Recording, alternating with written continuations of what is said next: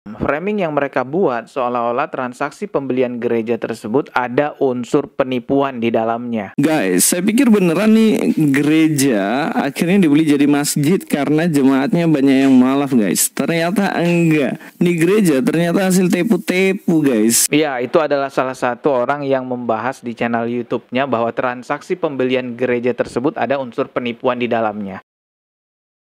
Assalamualaikum warahmatullahi wabarakatuh. Selamat datang di channel Dodi Sefriadi yang baru mampir. Di channel ini langsung aja klik tombol subscribe di bawah dan juga loncengnya biar nggak ketinggalan video berikutnya yang akan saya upload di channel ini. Teman-teman semua, setelah viralnya ada seorang mu'alaf yang membeli gereja yang terbengkalai lalu dialihfungsikan menjadi masjid, tampaknya oknum-oknum dari kaum sebelah banyak yang kepanasan hingga membuat sebuah framing buruk terhadap mu'alaf tersebut, bahkan juga kepada ajaran agama Islam. Framing yang mereka buat seolah-olah transaksi pembelian gereja tersebut ada unsur penipuan di dalamnya. Guys, saya pikir beneran nih gereja akhirnya dibeli jadi masjid karena jemaatnya banyak yang malaf, guys. Ternyata enggak. Nih gereja ternyata hasil tepu-tepu, guys. Ya, itu adalah salah satu orang yang membahas di channel YouTube-nya bahwa transaksi pembelian gereja tersebut ada unsur penipuan di dalamnya.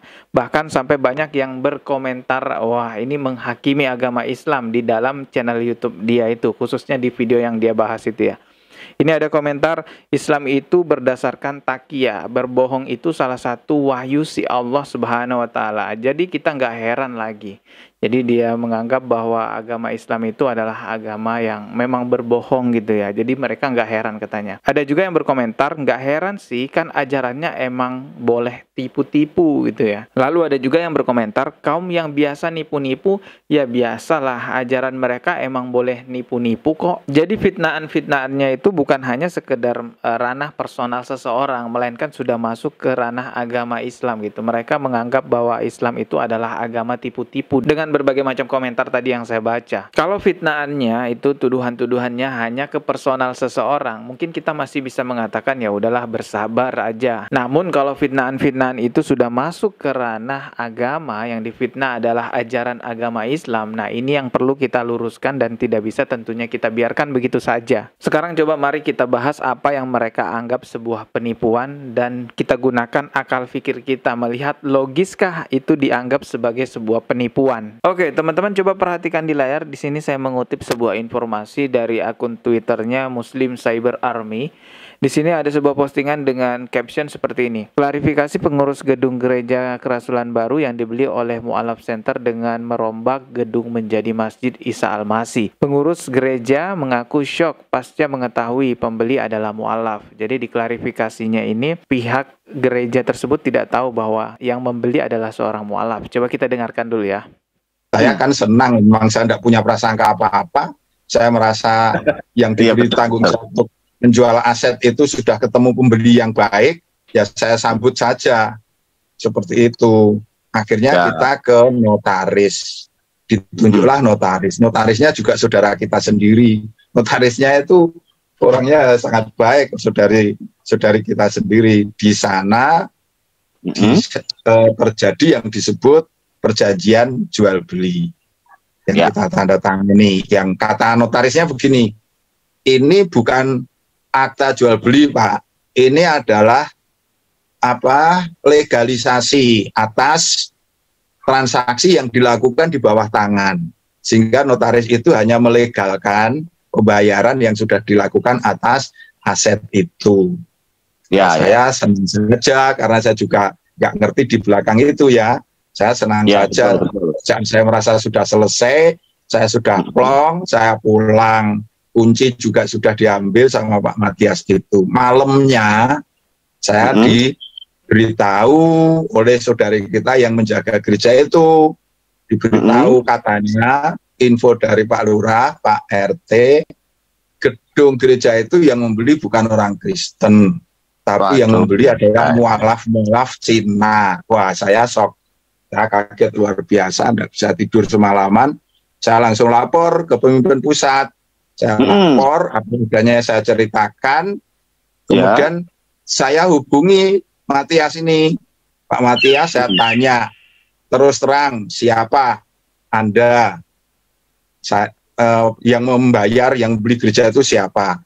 dia hanya sebutkan donatur. Donatur itu siapa? Saya tanya.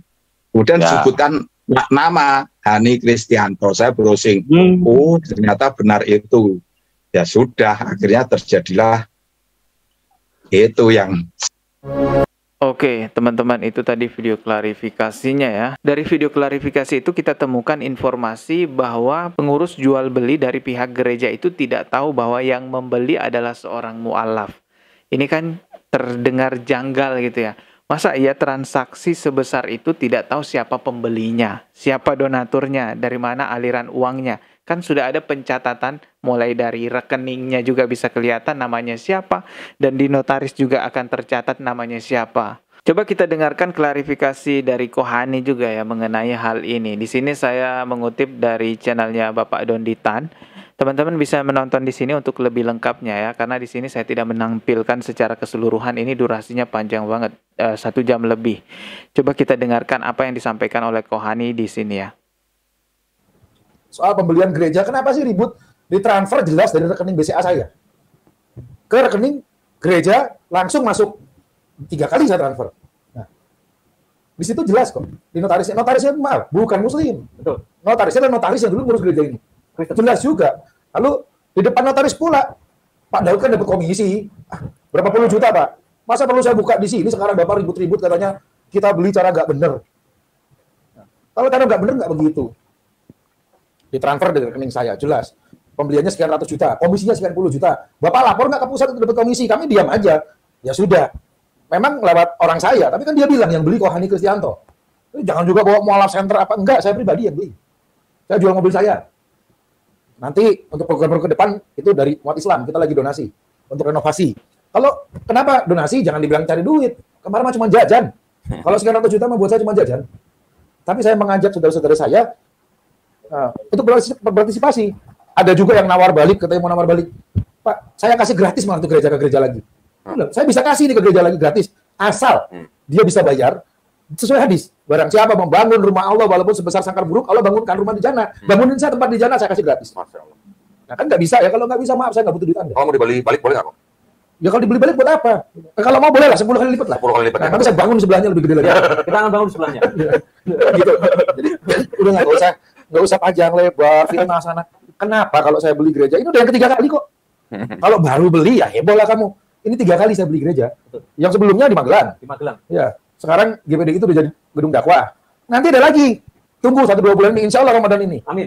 Karena loh, pendeta-pendeta juga banyak pensiun kok. Pendeta-pendeta banyak juga yang masuk Islam kok. Nggak ada masalah dengan jual beli gereja. Buat sebentar kok. Boleh nggak saya interupsi sebentar aja? Ya, silakan. Ya. Tadi Pak Yo sama kawannya kan menceritakan gereja yang dijual ini namanya Gereja Kerasulan Baru. Ya.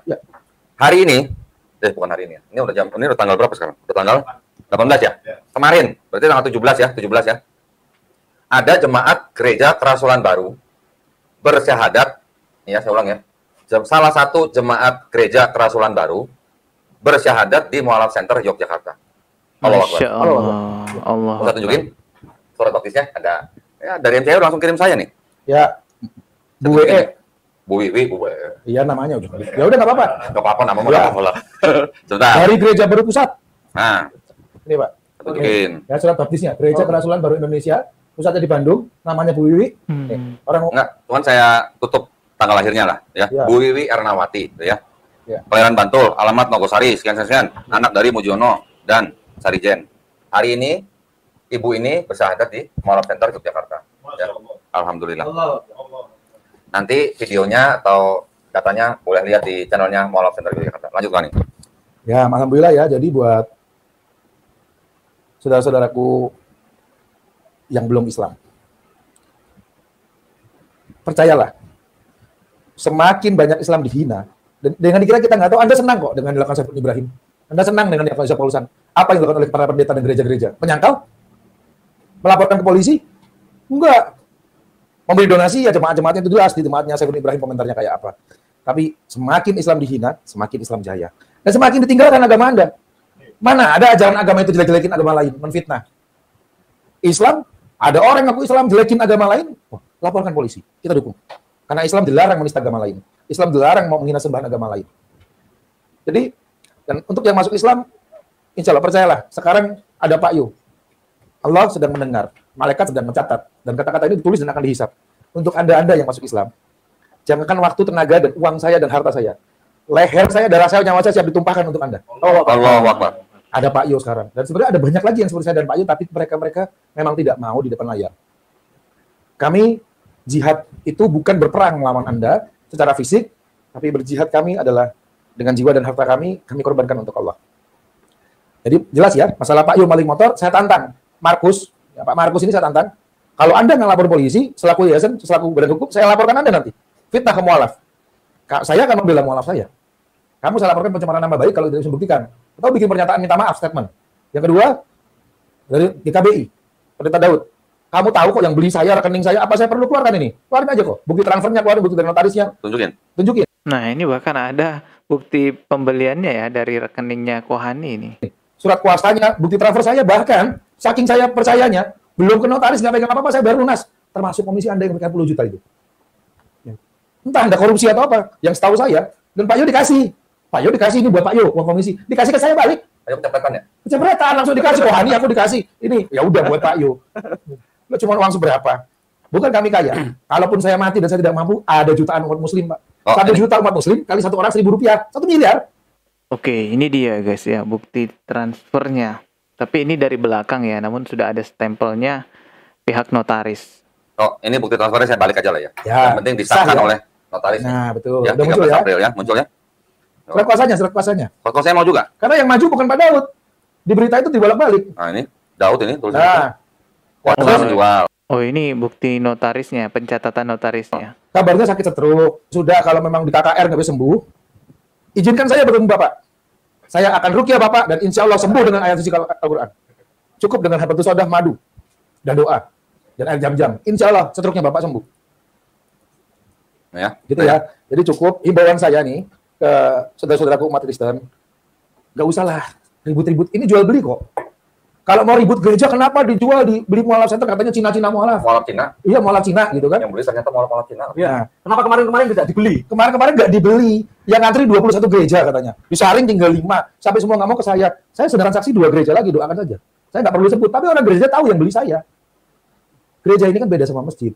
Kalau ada tanya, bagaimana rasanya kalau masjid dibeli? Beli aja kalau bisa. Orang masjid ini wakaf. Masjid itu milik umat. Gereja milik pendeta atau yayasan. Kalau masjid tidak bisa dijual belikan. Sampai kapanpun. Nah, jadi udah stop lah ribut-ribut kayak begini. Ya, jaga persatuan. Keributan yang Anda lakukan sama dengan Saifuddin Ibrahim lakukan. Jaga kerukunan beragama, saling hargai. Jadi ada kok gereja masjid ditutup? Ada.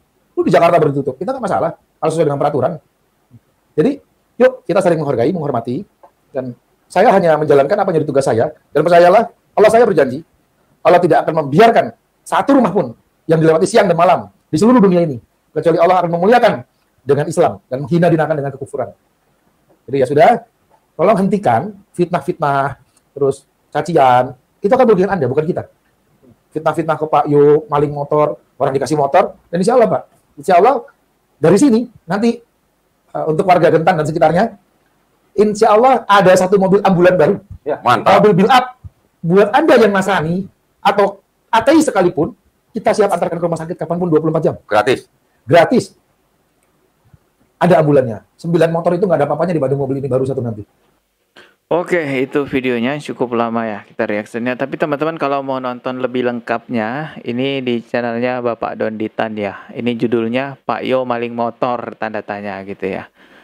Oke, jadi Pak Yo ini adalah orang suruhannya Kohani gitu ya. Yang ngurus jual beli dari pihak mualaf itu ya Pak Yo itu tadi yang kita lihat teman-teman ya. Dan Pak Yo ini juga mendapatkan banyak fitnaan-fitnaan, mulai dari difitnah maling motor lah, dan juga dipersoalkan KTP-nya yang tidak sesuai dengan agama yang sekarang, karena Pak Yo ini juga seorang mualaf. Jadi berdalih tidak tahu siapa yang membeli dan merasa tertipu dengan hal itu. Jelas orang-orang yang melihat hal ini dan menggunakan akal pikirannya akan mengatakan bahwa ini adalah sebuah kebohongan yang mudah untuk dipatahkan dipatahkan karena kita tahu bahwa transaksi properti itu tidak seperti orang beli gorengan gitu ya. Kasih uang terus ambil gorengannya bawa pulang. Transaksi properti itu jelas ada pencatatannya mulai dari aliran dananya, siapa yang transfer gitu ya. Terus ada pencatatan di notaris.